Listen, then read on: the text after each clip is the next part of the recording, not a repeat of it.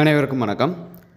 Before allotment download முன்னாடி நிறைய information உங்களுக்கு நான் ஷேர் பண்ணுறேன் அப்படின்னு சொல்லியிருந்தேன். ஸோ இந்த இன்ஃபர்மேஷன் உங்களுக்காக தான். முக்கியமாக அஃப்லைடட் லா காலேஜ் தான். ரீசன் ஏன் அப்படின்னு சொல்லிட்டு கேட்டிங்கன்னா ரெண்டு விஷயம் இருக்குது. Affiliated law college merit list waiting லிஸ்ட்டில் இருக்கிறவங்க வெயிட்டிங் லிஸ்ட்டில் நிறைய பேர் ப்ரைவேட் லா காலேஜ் செலக்ட் பண்ணியிருக்கலாம். ஸோ சிலர் பார்த்தீங்கன்னா எக்ஸாக்ட்லி எனக்கு இந்த காலேஜ் தான் வேணும், எனக்கு இந்த காலேஜ் வேணாம் அப்படின்ற மாதிரி விஷயங்கள் நீங்கள் எதிர்பார்த்துருக்கலாம்.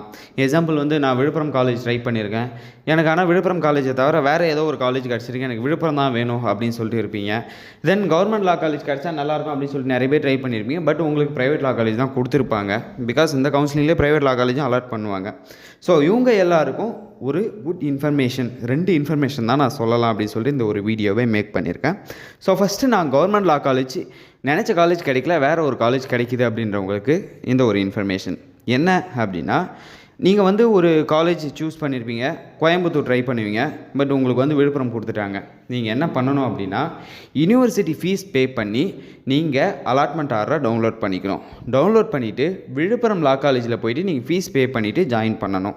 ஜாயின் பண்ணும்பொழுதே ஒரு லெட்டர் எழுதி கொடுக்கணும். லெட்டரில் என்னென்னா, எனக்கு இந்த காலேஜ் ரொம்ப லாங்காக இருக்குது, ஸோ நீங்கள் எனக்கு வேறு காலேஜ், உங்களுக்கு பக்கத்தில் இருக்க காலேஜ் எனக்கு சேஞ்ச் பண்ணி கொடுங்க அப்படின்னு கொடுக்கணும். இது பார்த்தீங்கன்னா ரீஅலாட்மெண்ட் அப்படின்னு சொல்லிட்டு சொல்லுவாங்க. ஆல்ரெடி அலாட் பண்ணதை எனக்கு சேஞ்ச் பண்ணி வேறு காலேஜ் அலாட் பண்ணி கொடுக்குறது ரீஅலாட்மெண்ட் அப்படின்ற ஆப்ஷன் சொல்லுவாங்க. இதை நீங்கள் காலேஜ் போயிட்டு எந்த காலேஜ் உங்களுக்கு கொடுத்துருக்காங்களோ அந்த காலேஜில் ஜாயின் பண்ணிவிட்டு அங்கே லெட்டர் எழுதி கொடுத்தீங்க அப்படின்னா தான் உங்களுக்கு சேஞ்ச் பண்ணுவாங்க. இது கவர்மெண்ட் லா காலேஜ்லேருந்து நினச்ச காலேஜ் கிடைக்கல, வேறு காலேஜ் கிடைச்சிருக்கு அப்படின்றவங்களுக்கான ப்ரொசீஜர் ரீஅலாட்மெண்ட். நெக்ஸ்ட்டு பார்த்தீங்கன்னா இந்த ப்ரைவேட் லா காலேஜ். நிறைய பேர் பார்த்தீங்கன்னா கவர்மெண்ட் லா காலேஜ் எதிர்பார்த்து அப்ளை பண்ணியிருப்பீங்க, உங்களுக்கு ப்ரைவேட் லா காலேஜ் கிடைச்சிரும், உங்களால் ஃபீஸ் பே பண்ண முடியாது. நீங்கள் என்ன பண்ணலாம் அப்படின்னா, யூனிவர்சிட்டியை காண்டாக்ட் பண்ணுங்கள்.